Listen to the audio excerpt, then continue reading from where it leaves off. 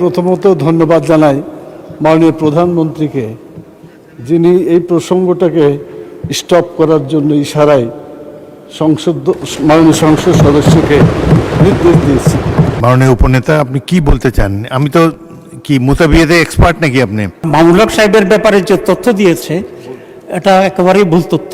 উনি কোনো মুতাবিবাহ করেন নাই। অপ্রাসঙ্গিক কোনো বিষয় বক্তব্যে না আনাই ভালো। একজন রাজনৈতিক নেতার পরকীয়া সম্পর্কে আপনি মন্তব্য করেছেন। সাধারণত নিয়ম হলো যার এখানে এসে জবাব দেওয়ার সুযোগ নাই তার সম্বন্ধে অভিযোগ তোলা সংসদে সমীচীন নয়। 2 নম্বর, আপনারা মুতা বিয়ে সম্পর্কে আমার কাছে কেন জানতে চাইলেন? আমাকে কি এক্সপার্ট মনে হয় এসবের ব্যাপারে?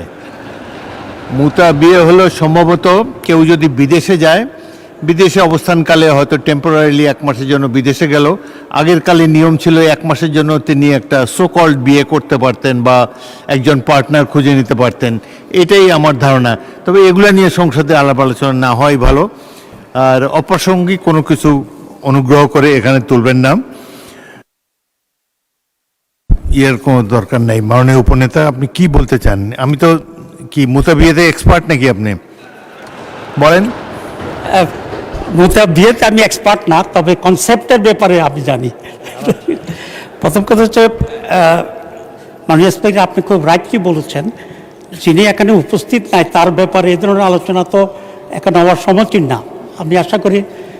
আর মামুনুল হক সাহেবের ব্যাপারে যে তথ্য দিয়েছে এটা একেবারেই ভুল তথ্য। উনি কোনো মুতাবিবাহ করেন নাই। গাজীপুরের কোনো জায়গায় এরকম কোনো ঘটনা ঘটে নাই। যেটা হ্যারেস করা হয়েছিল নারায়ণগঞ্জে, ওনাকে উনি বিয়ে করেছিলেন এবং এটা এখন এস্টাবলিশ আছে। তা বিয়ে করার তো জায়েজ আমির জামা মাননীয় স্পিকার। তা আমি চাইব যে এটা আপনি এক্সপান্ড করবেন। পার্লামেন্টের রেকর্ডে এই ধরনের ভুল তথ্য এবং ভুল বক্তব্য থাকা উচিত হবে না। ধন্যবাদ মাননীয় স্পিকার। মাননীয় উপনেতা, কি চিফ হুইপ বলবেন? বলেন।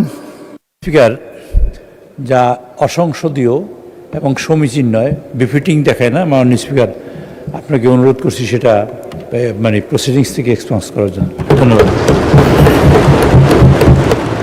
মাওলানা মামুনুল হকের এই বিষয়ে আলাপ করা সংসদের কার্যবিবরণীতে আসার কোনো প্রয়োজন নেই।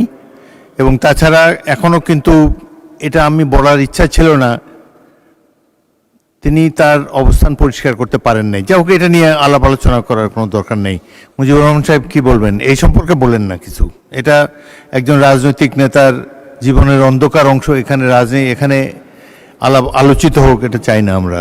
এই বিষয়ে বলেন না, অন্য কোনো কিছু বলবেন? Point of order. মাননীয় স্পিকার, ধন্যবাদ।